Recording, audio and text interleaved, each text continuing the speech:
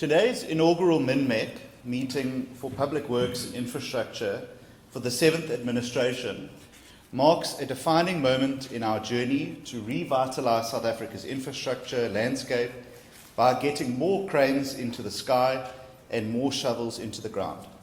It builds on the momentum that we have established in the department over the last 4 months to truly turn the department into an economic delivery unit for South Africa, igniting growth and creating thousands of new jobs.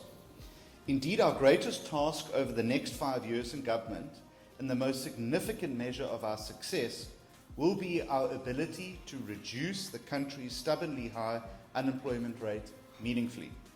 Every one of us, across all spheres of government, has a role to play in achieving this goal.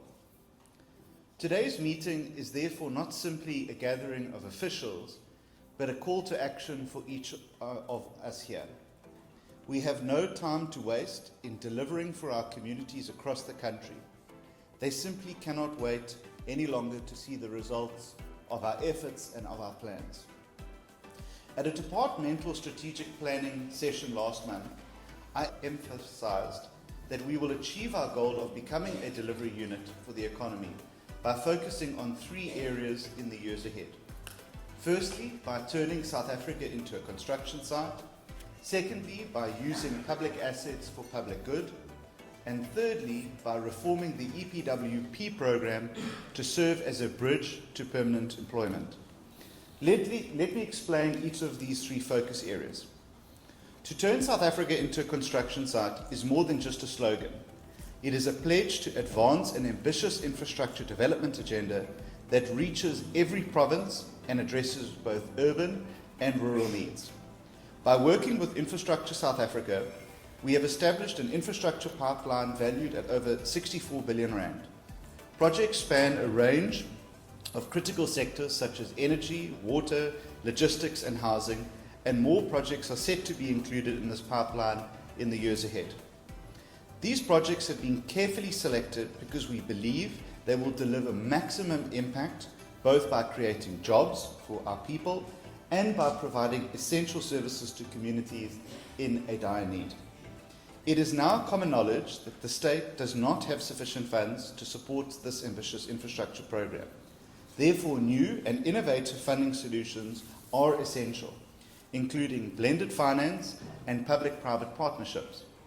These models will allow us to leverage both public and private investment, reduce risks for investors, while ensuring projects are finished on time and on budget. In this regard, we welcome the Finance Minister's announcements during the medium-term budget policy statement that reforms are underway to make it easier for the private sector to invest in public infrastructure projects. However, none of these interventions will succeed unless we strengthen our department's capacity to oversee and execute projects efficiently. This involves not only refining ESA's role as the single point of entry for priority infrastructure projects, but also enhancing oversight and eliminating inefficiencies that have slowed progress in the past. By aligning all of these elements, we aim to significantly increase the gross fixed capital formation, a proven driver of sustained economic growth and job creation globally. The department holds an unparalleled portfolio of assets, from government buildings to extensive tracts of land, and I know that becomes a source of contention for many of you in your provinces.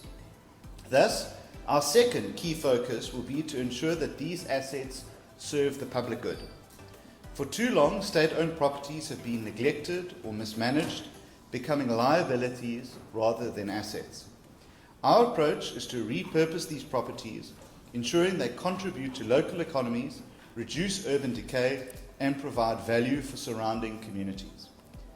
In this city, we have already made strides with eviction orders secured for a number of properties that were illegally occupied. This enables us to repurpose these assets for public good, whether through partnerships with the private sector, local government, or community organizations. Across the country, we are establishing technical task teams in cities such as eThekwini and Tshwane to identify and unlock the potential of underutilized assets.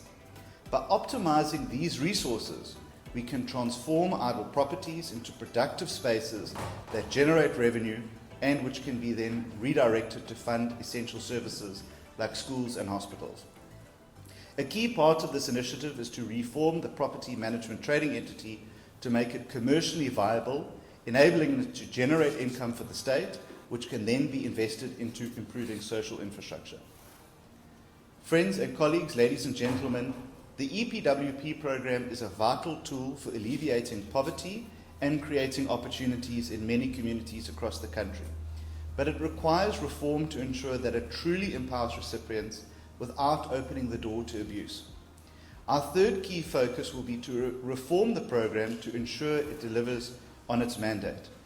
The program was always identified as a pathway, not a final destination. Therefore, it is essential that we maximize EPWP by equipping participants with the skills that will prepare them for long-term employment. Our goal is to create a program that does more than provide temporary relief.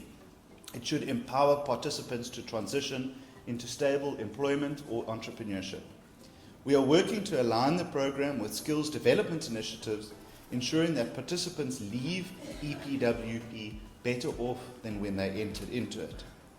This reformed EPWP will be central to our efforts to reduce unemployment, particularly amongst young people and women, by providing real opportunities that extend beyond the program itself. Ladies and gentlemen, the vision that we have outlined as a department requires a steadfast commitment to transparency, efficiency, and collaboration. Our department has taken significant steps to improve accountability and to deal with corruption. We have reinforced oversight mechanisms, working closely with the AG and the SIU to address issues within our ranks. By doing so, we aim to restore public confidence in our department and to demonstrate that we can manage projects responsibly. Beyond internal improvements, we also face the challenge of criminal elements disrupting construction sites. Extortion by these criminal groups has become a significant obstacle, creating a hostile environment for both local and international investors and also the communities who they terrorize.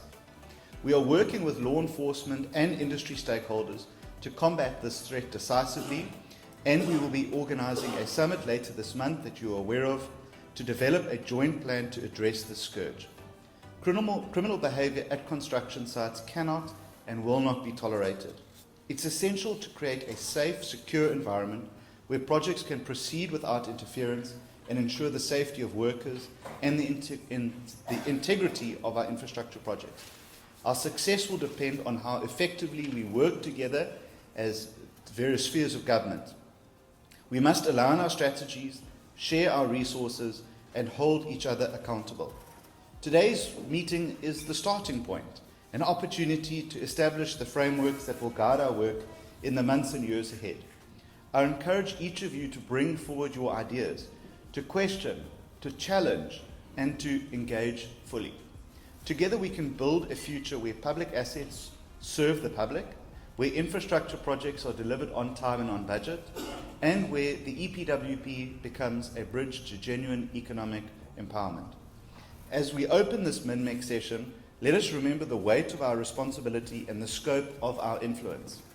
This is our opportunity to build a South Africa that we so dearly love and want to see succeed, where opportunities abound and where government is a force for progress and prosperity.